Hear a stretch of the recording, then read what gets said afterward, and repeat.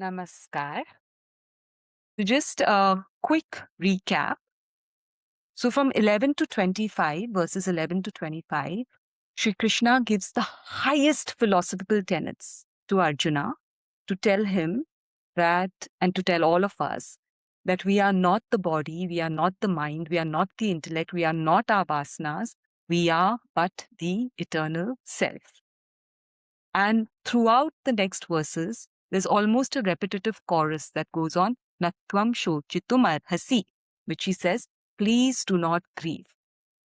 Then from 26 onwards, which we saw in quite a great detail last 2 weeks, he gives very practical reasons. So from giving that highest tenet as to why Arjuna should not be caught up in grief, he comes down to practical reasons why this stopping of what is needed to be done, grief, should not be done by Arjuna. So in 26, he gives a very practical reason. He says, even if you think that this is, you're continuously born, you're continuously dying, there's no reason for you to stop life in that. Because it is a progression of life that will just go on and on. There's no way if somebody's. So he says in verse 26, he says it's just going to happen all the time. Whether when somebody is born, they will die. He continues on the same thread in verse number 27, where he talks about the inevitability of existence. And over there, he discussed the beautiful story of Kilvani, where Kilvani goes with her dead son to Buddha. And Buddha says, go and find some house that nobody is dead. And Kilvani comes back. I think that poem is something that you keep listening to over and over again. And also we studied about the serenity prayer. See, the serenity prayer typically describes karma. If you look at it carefully, it says the serenity to accept the things that cannot be changed. So the past cannot be changed, and the past will appear in front of us exactly as it is supposed to. And then the courage to change what we can change. So everything lies, our entire effort lies only and only in Purushartha, to focus on Purushartha, to focus on self effort. And the final line was to the wisdom to know the difference. That is the most important part, is that we do not know, that we cannot tussle, we cannot haggle with things that cannot be changed. And that's where we are losing all our time, our precious, priceless time, human time, in which we can do good Purushartha and start co-scripting with the ultimate author, how our life is going to turn out this time and in future lifetimes. So that's what we studied in verse number 27.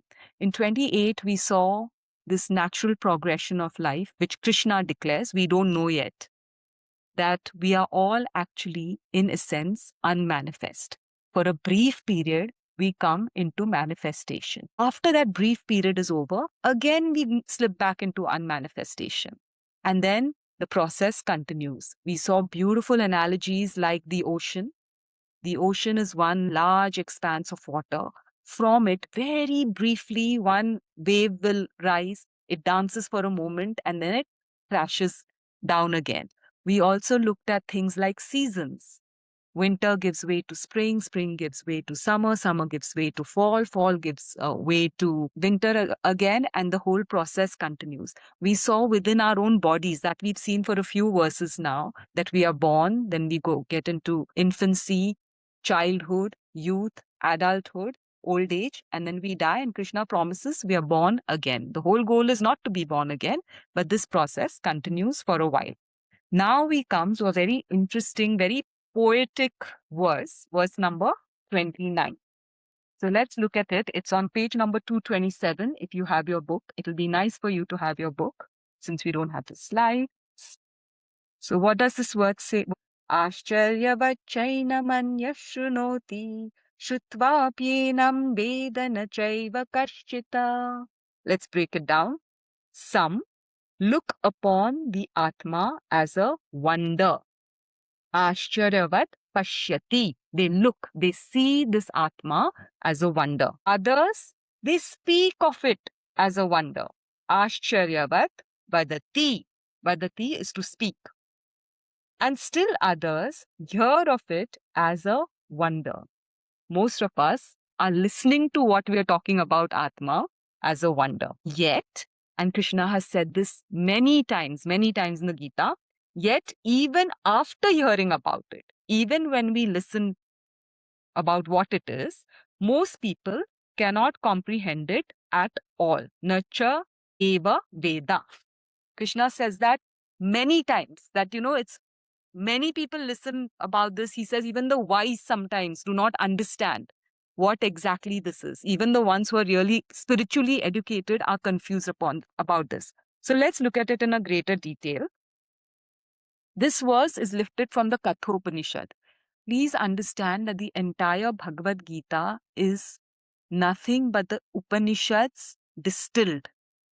The Upanishads are terse.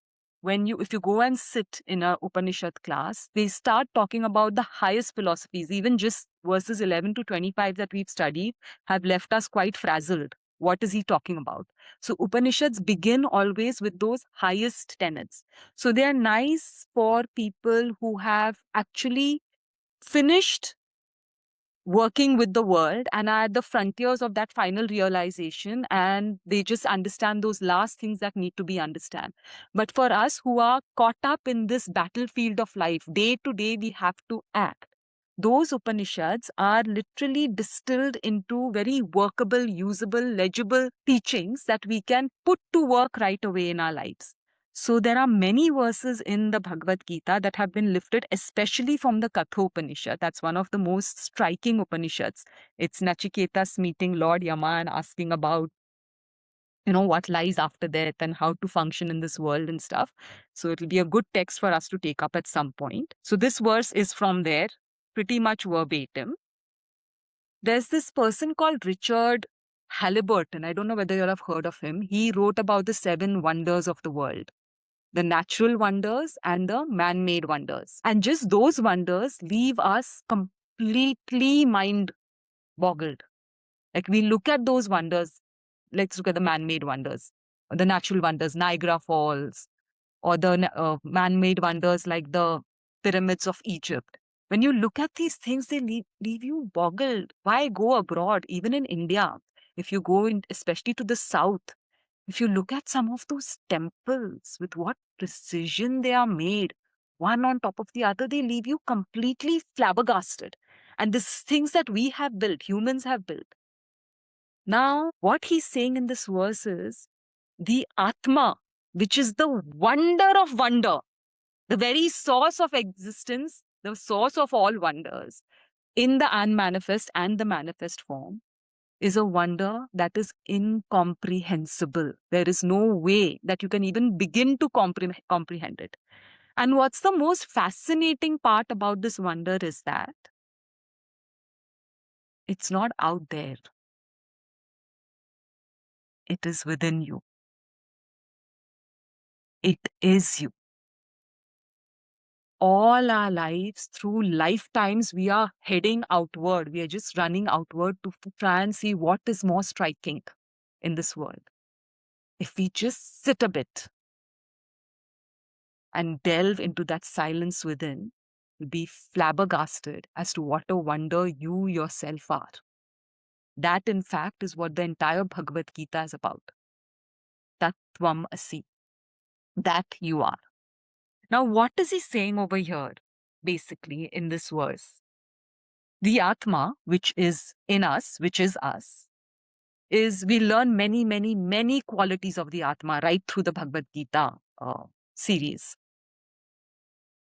3 basic qualities of this Atma: omnipotent, all powerful.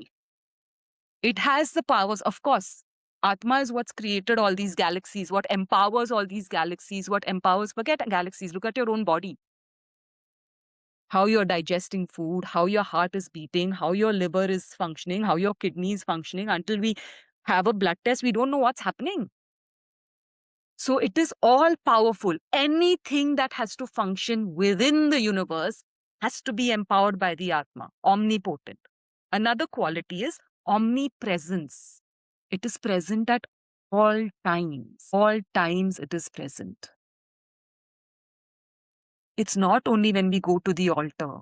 It is not only when we go for a pilgrimage. It is not only when we go and sit in in front of something that we call God. It is all the time. It is present everywhere.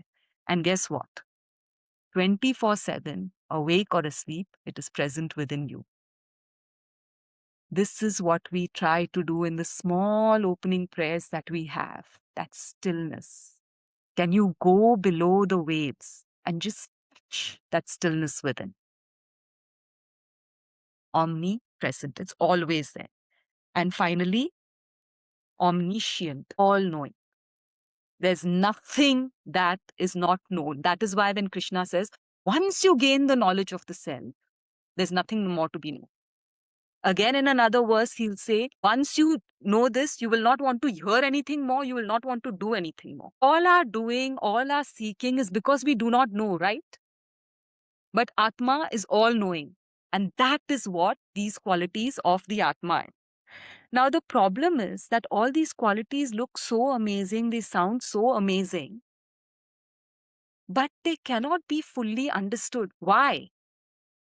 Why can't Atma's qualities be fully understood? Or fully known, rather. That's what he's talking about over here. For the simple reason that senses cannot perceive it. Senses, any of our senses, cannot see it, cannot hear it, cannot smell it, cannot touch it, cannot taste it. So none of our senses of the body can perceive it. Second is the mind cannot feel it. So even when we say, oh, I went to this bhajan and I got goosebumps, they are still very terrestrial feelings. It has nothing to do with the actual phenomenon of the Atma. So even your mind, even your emotions still fall in the world. They cannot feel it and describe Atma particularly well. And finally, the intellect cannot conceive it. This Krishna said it again and again and again.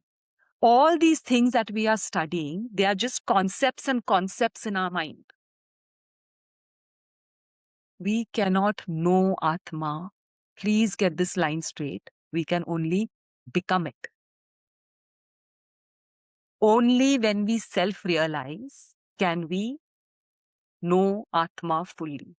And that is why even those who are self-realized struggle to tell those who are not what the Atma is.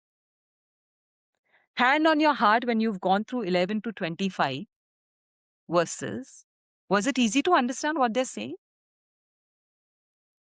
It's impossible to understand. There's this beautiful thing in our scriptures, Chandra Shakha Nyaya, in which I'm going to paraphrase it a lot to make it understandable. There's a couple and they're just married, and the groom takes the bride into the balcony to show her the moon, and it is a thin crescent moon, can barely be seen. So he says, look at the moon. And she's looking around and she can't see the moon because it's a very thin crescent, almost unnoticeable. And he says, look at the moon. He says, I can't see it. Where is it? Where is it? So he says, oh. He says, can you see that big tree? Now in front of them, there's only one tree. She says, yes, I can see that. So he says, okay, now follow my finger. Go up the bark of the tree.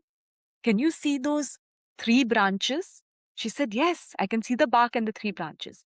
Now he says, take the center branch. Let's travel up. Can you go up that center branch? She says, yes, I can. She says, stay with me. Then he says, at the top of that branch, do you see that branch goes into 2 small little branches? Yes, I can see. On top of the second branch, can you see 1 leaf? Yes, I can see. Can you see the moon there? And she says, yes, I can see it. So you see, he had to travel her up from what she could see to what she couldn't see. The fundamental essence of knowledge is that you can only move from the known to the unknown. There is no way to understand the unknown. The unknown is Atma. So we have to travel from what we know. Now, what does this Chandra Shakha Nyaya teach us? That all these things we study about Atma, all these qualities, are but pointers. They're just pointers pointing to this is Atma, this is Atma. They're just definitions, they're just meditative words to think about enough within our own quiet spaces that finally, hopefully, someday we become it and we know it. So they cannot be just understood or known through what we read. That is why in 1 or 2 classes ago, I said, let's write down these qualities of Atma. So many, he said, so long, Ajaha, unborn, Nitya, eternal. Let's write it down in Sanskrit and in English. And when we are quiet, just to keep meditating on those words, not because it is something out there, because it is us.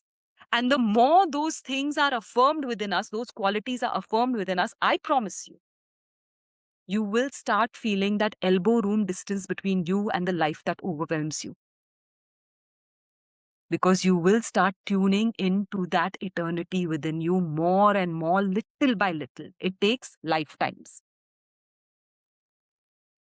So now when we look at this, what he's trying to say over here is that some of us will just look at this concept of Atma and say, wow, what a wonder. It's still a wonder.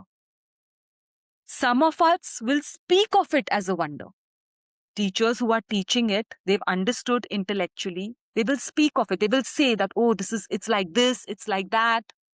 The realized masters, they try so much to speak of it. They try so heavily to speak of it, yet they are lost. They have loss of words because it cannot be articulated.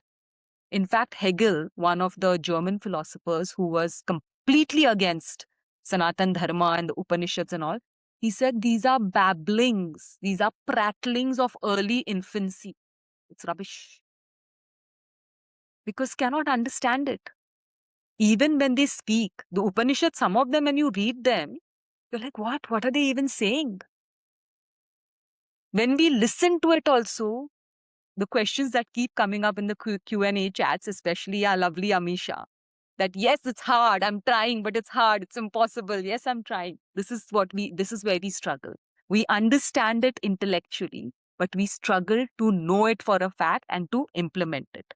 And then Krishna declares the final line, which he says, through all of this, nobody really knows it. And you cannot know it. You cannot know it till you become it. A dreamer cannot know he is dreaming until he becomes a waker. You can shake the dreamer in the dream and say, this is a dream, this is a dream, this is a dream. He will not know it. He has to wake up to understand that it is a dream. We have to self-realize to understand this is a dream.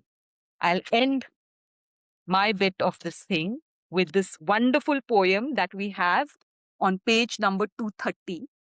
We'll read it together and then I'll hand it over to Rajesh ji. It fits so beautifully in this particular context. The blind men and the elephant. It was 6 men of Hindustan, to learning much inclined, who went to see an elephant, though all of them were blind, that each by observation might satisfy his mind. It begins with this. Please understand the nuance of this. There are 6 men, very eager to understand an elephant, but guess what? They're all blind. That is what we are. We all want to know the Atma, but we all are spiritually blind. Okay? So whenever we contact the Atma, we will only touch and go, touch and go, touch and go, one aspect of it and try to think that's the ultimate truth. Krishna says it is not. It is a wonder that cannot be understood. Next paragraph. The first approached the elephant and happening to fall against his broad and sturdy side, at once began to bawl, God bless me, but the elephant is nothing but a wall. The second, feeling of the tusk, cried, What have we here? So very round and smooth and sharp, to me it's mighty clear. This wonder of an elephant is very like a spear. The third approached the animal, and happening to take the squirming trunk within his hands, thus boldly up and spake, I see the elephant is very like a snake. The fourth reached out his eager hand and felt upon the knee. What most this wondrous beast is like is mighty plain thee. 'Tis very clear the elephant is very like a tree. The fifth, who chanced to touch the ear, said, even the blindest man can see, can tell what this resembles most, deny the fact who can. This marvel of an elephant is very like a fan. The sixth no sooner had begun about the beast to grow, than seizing on the swinging tail that fell within his scope, I see he, the elephant, is very like a rope. Now listen to this. And so these men of Hindustan disputed loud and long what we are doing, each in his opinion exceedingly stiff and strong. Now listen to this. Though each was partly in the right, all were in the wrong. And the final stanza, it's what covers this beautifully. So oft in theologic wars, the disputants, I ween, tread on in utter ignorance of what each other mean, and prate about the elephant, not one of them has seen. This is this verse. Wonder and wonder and wonder and wonder. We all try to guess, we all try to assert, we all try to fight, but none of it knows of it. None of it knows the Atma. No one can know the Atma until and unless we become it. And the lovely reflective prompt on this is, do you still find it hard, if not impossible, to believe that the unbroken peace and happiness you seek resides within? Is the Atma within? The Atma is within. Can you dare to turn inward at least a small portion of your worldly quest? How do you plan to begin? This question is for you to answer. And the quote that ends it, the greatest wonder lies within, beyond sight, beyond thought, beyond word. Thank you so much.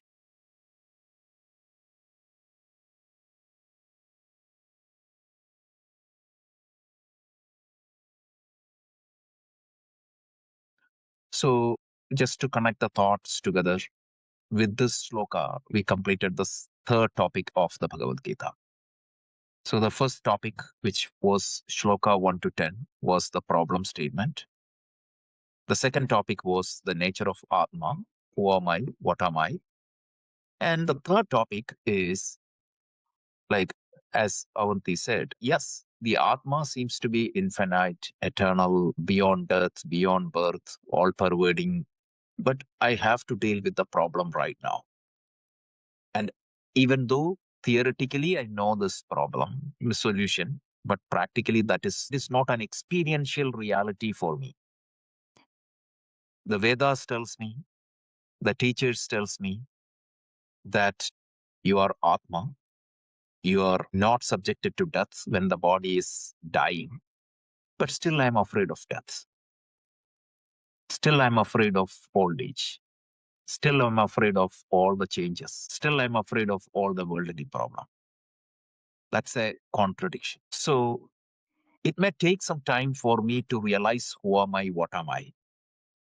Till then, how do I live my life? That is what is addressed in these shlokas. Even if you don't know who you are, what you are, still you will have to do your duties properly. What needs to be done, you have to do that. That is the message. So this set of shlokas, Krishna divides into everything you can do into two buckets. One is things where you have control and things where you don't have control. And the whole idea is he's saying to focus on what you have control and do your best and then accept the rest. So it's not a passive acceptance of the fate, but you're putting all the effort. You're adjusting your action. We studied that in the karma theory. When situation goes wrong, you have choices. I can pause. I can change my direction. Remember that river example we were talking. You can pause. If the current is too high, you can pause. If the current is little bit, you can swim in an angle. So you will reach the other side instead of directly trying to cross. Or If the flow is like in your direction, the flow itself is going to take you. So understanding the situation and adjusting my action where I do have control. That is the essence of this shloka.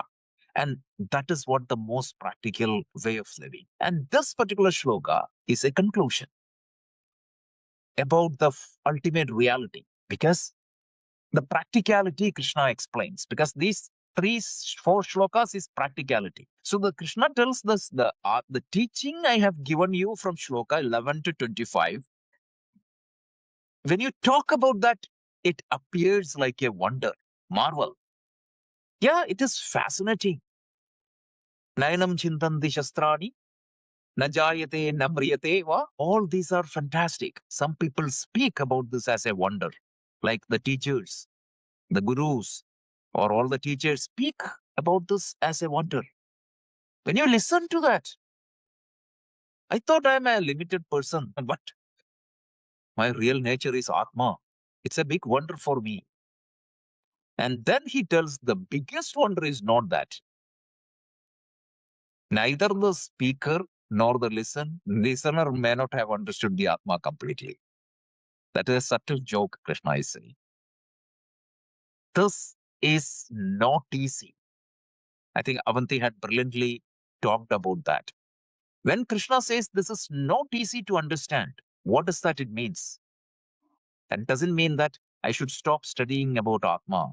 I should stop studying Bhagavad Gita. That is not what he meant. See, the usual means of knowledge. How do you know something usually? There are, if you take Vedanta strictly, there are 6 means of knowledge to know something. I'm going to simplify that to the Yoga Sutra model, which is 3. On the high level, you can say that for you to know any subject matter, there are 3 means. Pratyakshanumana, Agama, Pramanani. Pramana means like that which, Pramana means that is a means of knowledge. There are 3 means of knowledge for you to know anything. The first one is known as Pratyaksha. Pratyaksha means what? Direct experience. So with your sense organs, you can see. I can see something. I can hear something. I can touch something. I can smell something. Those are the Pratyaksha means of knowledge. That is the most easiest and most direct. And the second one is known as Anumana. Anumana means inference. I may not have seen something directly, but what I do, I can infer that. In our Nyaya, actually, Avanti used a Nyaya Sutra. Another Nyaya Sutra is there, very popular for describing Anumana. If there is a smoke, you can you don't see the fire, but what you can infer, there is a fire. Correct? That is Anumana. So that is Pratyaksha Anumana. So every logic, every mathematical deduction, every scientific discovery, I haven't gone to the moon's surface to understand moon. I don't need to go to the outer space to understand everything. You can infer. So the second level, third level, fourth level, it includes upamana, anupalapti, arthapatti. There are different classification in our Nyaya Shastra. Whatever is that, second level inference, similes, like don't see something, but I can say that, okay, like test tube. I can show a pen and say that, look, test tube look like this. It's not a test tube, but it is a model. So instead of creating a big building, you can show like a blueprint. You will get the picture. So like that is upamana. Then second level of inference, all then anupalapti, you can compare that. You can say that this is not that. That is another means of knowing. All these can be folded into the inference bucket. One is direct experience. Second one is inference. These are the 2 common means of knowledge. And what you are trying to understand here is about yourself. None of this will be good enough to understand yourself. You cannot directly perceive who you are, because who exactly is perceiving? See, you are trying to understand yourself. See, a light can lit everything except that light. That's it. So you are trying to see yourself. You cannot use your means of knowledge to see yourself directly. That's impossible. Then you cannot use inference to understand yourself. So when these usual means of knowledge fails, it will be very hard for a human being to understand the Atma. That is why it is considered as Rahasya. Rajavidya Rajaguhyam. In the chapter 9, Krishna talks about that. Not because it's kept somewhere secret. It is because even though it is the most self-evident thing, but it is very hard to understand. So that is why it is very difficult to understand. Ascharyavat paschati kaschidena. Ascharyavat. So without understanding, you cannot speak about this because it cannot be expressed in words. It is impossible. Any word you use is not good enough to describe the Atma. It can only indicate Atma. That's it. They are only pointers. Cannot describe the Atma as a whole. It's impossible. Then understanding Atma is also very difficult. You cannot understand it. You can only see that. That's it. So that is why Acharyavat Pashyati Kaschitena. And because of this difficulty, because he is saying that, coming back, Athachainam Nityajadam Nityam Vamanyate Mridam Tathapi Tum Mahabaho Naivam Shojitum Arhasi. Yes, that is the truth. That is the ultimate destination. But it takes some time for me to get there. But even when you don't understand that, you have to do what needs to be done. Then he say, Jatasya he dhruvo mrityu. Mritam, that point, that is the famous shloka. We have seen that. Whatever that is born is dead, is going to die, and whatever that is dying, it is going to be born again. Then what is life? Nitananyeva, tatraka paridevan. So this is the practical side of life. We should not be running away from life. We should be doing what needs to be done. Even if you don't understand the Atma, that is not an excuse for me to run away from the life. Look at the bucket. Where I have control, where I don't have control. The geopolitical situations, I have no control. I do not have any control on how the economy is going. I do not have control on the job market. I do not have control on anything of these things. But I do have control on my branding. I do have control on my skill upgradation. I do have control over my networking. That is what I can do.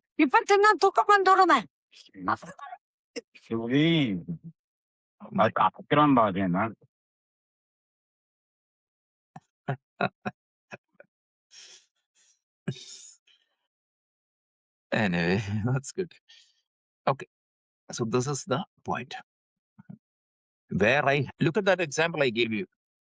We didn't knew the geopolitical situation when we wrote the book 1 year. You go back and turn the pages. Exact same example is there. So you will see that is the situation. We said like you can skill upgrade. The same example is given.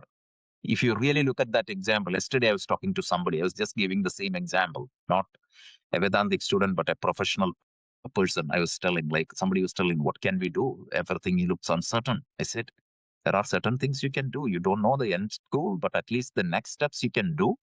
What are that next steps? Upgrade yourself. Improve your branding.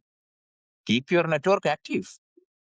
That is completely in your hand. Do that. And that is what Krishna tells. Now, next week onwards, we are jumping into an interesting topic, one of the most beautiful topic in the Bhagavad Gita.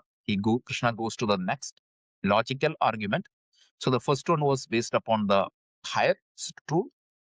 The second one was based on the practicality. The third one was based on a concept called Sudharma, which is probably one of the most important topic we need to understand in the Bhagavad Gita. One of the most important topic. Sudharmam api chapetya. You need to identify your Sudharma. And again, this is misinterpreted a lot. Some people misinterpret it as caste. So these are not totally wrong. Without understanding the essence of Gita, people talk about these things. So we will pause try to understand that shloka, Sotharma Pichapechya. And then the next set of arguments is completely materialistic perspective. These are the different arguments. One is from the highest truth. Second one is practicality. Third one is Sotharma. Fourth one from even if you don't believe anything, you might be interested in the materialistic aspect. So that four types of arguments Krishna is putting forth in front of each one of us. Even though he talked to Arjuna, it doesn't matter what he spoke to Arjuna for us. Whether Arjuna recovered, if Arjuna got inspired, it is good for Arjuna. But the question is, it is equally applicable to us. So he's going to talk to us. Okay, with this, we can close. Any questions or comments? You were mentioning that Go ahead. three pramana. So one is pratyaksha, second is anumana, and what is the third one you said? I missed that. So the third pramana is called, the Yoga Sutra call it as agama. Agama means Veda. So scriptures. So the science talks only about these two pramanas, but the spirituality talks about the third pramana. Krishna, the Veda is a pramana. So Veda is going to give you, Veda becomes a means of knowledge to know yourself. That's it. So that is the third pramana. Pratyaksha, Anumana, Agama, Pramanani. And in traditional Vedanta book, it is called a Shabda Pramana. Shabda Pramana means the pramana in the form of sound. Veda is in the form of sound. And this is there in almost all the scriptures. You know, like I'm working on this Ramayana. So I was just going over Ahilya Stuti in Adhyatma Ramayana. One of the most wonderful prayer. So in that Ahalya Stuti, Ahalya praises Sri Rama. Ahalya says, "You are the beginning one. You are the unthinkable one. It's impossible to know you, but you will be known only through Vedanta." Look at how beautifully the Shabda Pramana is expressed in a simple prayer. So every book has that. But thank you for pointing out. I only stopped two because the Shloka Achidikaschidena shows the limitation of the first two pramanas. And that is why we need that third pramana. I have one, not question, but in one of the explanations that Avanti had given for in the audio notes for Shloka 20 or 21, there was an exercise to be done in class that would help identify, like, if you are talking about the physical body or the atma, like when to switch or something like that. It's a very sweet exercise. Thanks for reminding me of that. Take your finger, whoever's on the video right now, okay? Pick up your finger, stare at your finger. As you're looking at your finger, the screen that is beyond that finger, is it blurred or is it very clear? Amisha? It's Blur. Okay. Now take your gaze off your finger and stare at the screen that is beyond that finger. Now what's happened to the finger? Blur. Blur. It's such a simple exercise, but such a powerful exercise that changed my life for sure. Every time I'm caught up in something, I bring my finger up. This is who I am. I am the eternal Atma. Everything else blurs. Does that blur make me stop acting, reacting, responding? No. But it gives me that touch and go that is very necessary for the spiritual life. Right now, what is happening is the finger is there, but it's completely blur, and we are so engaged in the world that we are forgetting who and what we are. And please understand why this is more pressing for us is that every deliberate and frantic engagement in the world is going to keep adding to that karmic luggage that we are trying to get rid of, that we are trying to undo. So this is something that, you can use a finger, you can use whatever, something, some focus, some om. That every time you're caught up in something, just remember, I am that. That's why these things, though they sound as philosophy, it is the only way you can get through life. At least that's the only way I can get through life. Is that every time, whether it's an excess joy or excess sorrow, when I remember these verses, that I'm none of that, and I have to address it in a way that I do not exasperate that situation. I do not tighten my bond to the karmic residue. I do not absolutely sign my contract, I'm coming back 1 more million times. So that way you just draw yourself back. You just pull yourself back. Thank you.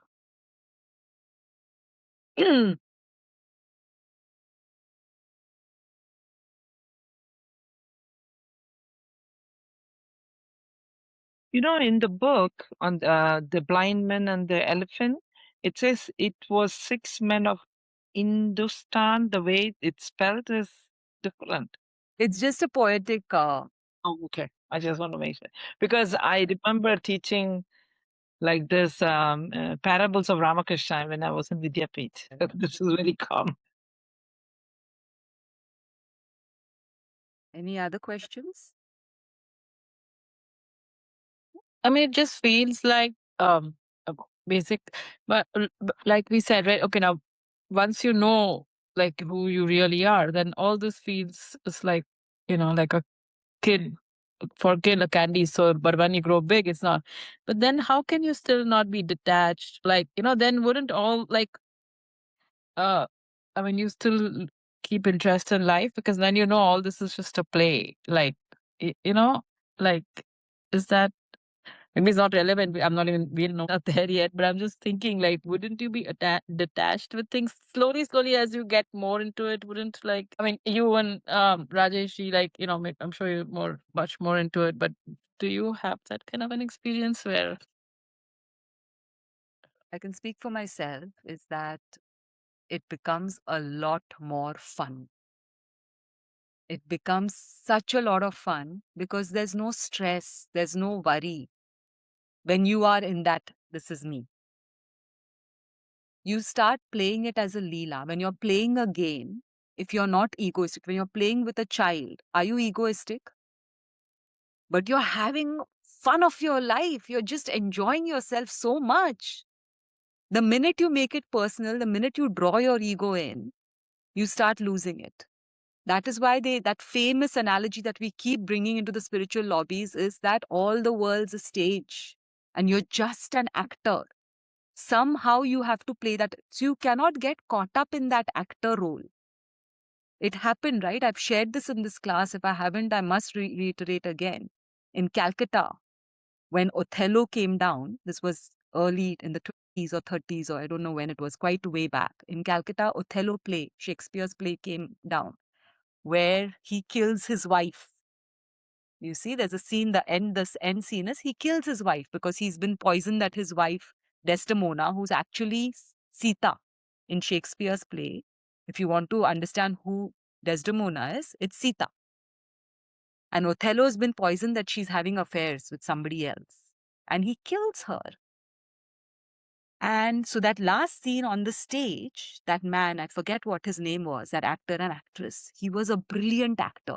He got so drawn into that scene, Everybody was clapping and everybody was like, there's a huge uproar that he actually goes and kills that actress on the stage. He actually kills her. Oh my God.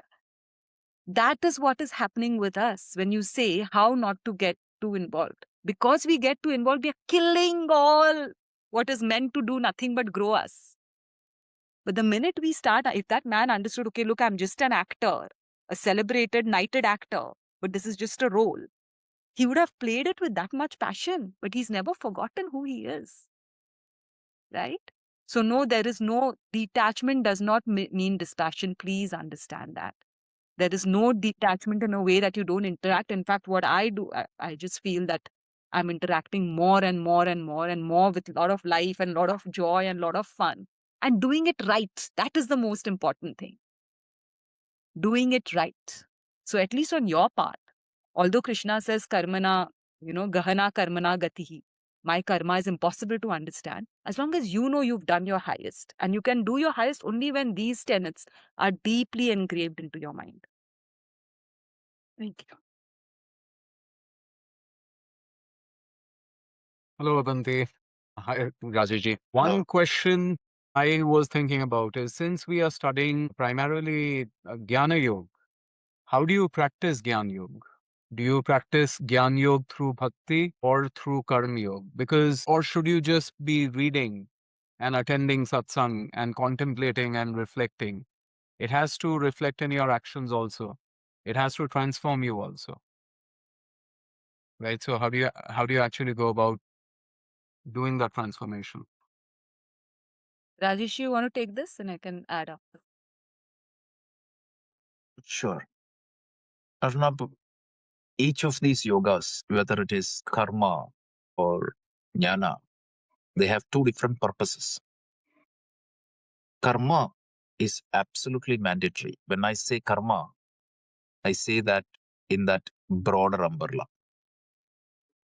So go back to the original first chapter where we try to define why I'm not able to understand who I am or what I am.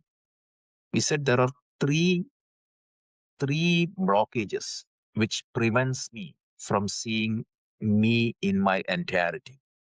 The number one is my mind has impurities, mala. Second one is my mind, which is my biggest tool, is not controlled. It is vikshipta. And the third one is even when the mind is pure and controlled, there is an avarana, like a veil of ignorance, which is preventing from seeing me, who I am, what I am. The Jnana Yoga through Shravana Manana Nididhyasana is going to remove that veil of ignorance. But even if that veil of ignorance is removed, if the mind is impure and the mind is turbulent, it will not work. So Arjuna asked Krishna in the third chapter, Jayasi chet karmanaste mata buddhir janardana tatkim karmani ghore mam niyojayasi Keshava. He say, you taught me Jnana Yoga and said Jnana Yoga is the highest. But you are telling me, don't go and do Jnana Yoga now, go and do the karma. Why? Krishna says, I didn't say that, meaning like, yes, Jnana Yoga is the highest, but you cannot pursue that right now. As I said, like, when till the mind is purified or controlled, Jnana Yoga will not work. Obviously, that doesn't mean that you cannot study right now. You can study that in parallel. But the primary practice for each one of us is right now is Karma Yoga, Upasana Yoga, to purify the mind and stabilize the mind. This should be our starting point. And along with that, obviously, you do the Shravana Manana Nididhyasana over a period of time, it will start work. So I want you to just go back to the first book, beginning. We try to highlight this, and I try to cover this in every season of the class as the first topic, because this is where we need to be grounding always. And with this understanding, when you approach this, each yoga makes sense.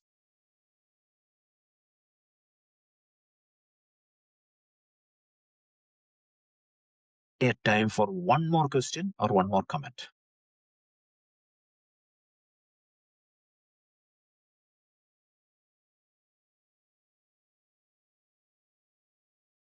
Okay, then we will see you next week.